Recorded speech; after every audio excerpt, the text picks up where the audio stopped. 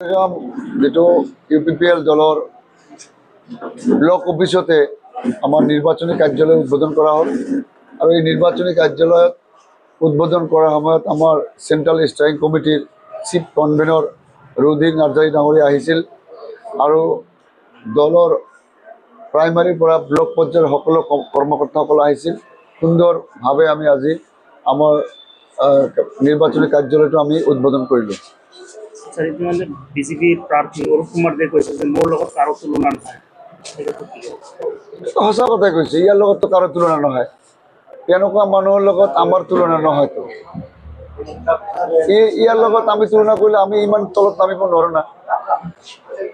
আমি ইমান তলত নামিব নোৱাৰোঁ, সেইকাৰণে সি সঁচা কথাই কৈছে, ইয়াৰ লগত কাৰো তুলনা নহয়। নিজকে জয়ী হ'ব বুলি দাবী কৰি কয় চবেই ক'ব, এভৰিৱান যিসকলে ইলেকশ্যন নামিছে চবেই ক'ব। এইটো ডিচাইড কৰিব ৰাইজে। ৰাইজে ইতিমধ্যে সিদ্ধান্ত ল'ব অহা 22 তাৰিখে কাক নিৰ্বাচনত জিকাব, বহিৰাগত প্ৰাৰ্থীক জিকাব না নিজৰ সমষ্টিত থকা নিজৰ ঘৰৰ প্ৰাৰ্থীক জিকাব, এইটো ৰাইজে সিদ্ধান্ত ল'ব। আপুনি কিমান দূৰ আশাবাদী জয়ী হ'ব? ময়ো আশাবাদী, 100% আশাবাদী। মই কোনো সন্দেহত নাই আৰু মই কাৰো লগত যুঁজ দিবলৈ অহা নাই, কাৰো লগত মই প্ৰতিদ্বন্দ্বিতা কৰিবলৈ অহা নাই। মই ৰাইজৰ সেৱা কৰিব আহিছোঁ।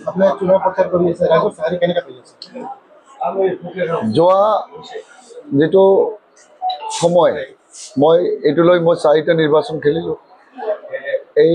এই নিৰ্বাচনত প্ৰথমবাৰ মই গোটেই সমষ্টিৰ সকলো জাতি জনগোষ্ঠীৰ যেনেকৈ সকলোৱে নিজে ইচ্ছা আগবাঢ়ি আহি যেনেকৈ সমৰ্থন জনাইছে, এয়ে সৰ্বপ্ৰথম আৰু মোৰ বিশ্বাস এইবাৰ অগ্ৰগাম সমষ্টি নিৰ্বাচনী ইতিহাস ৰচিব।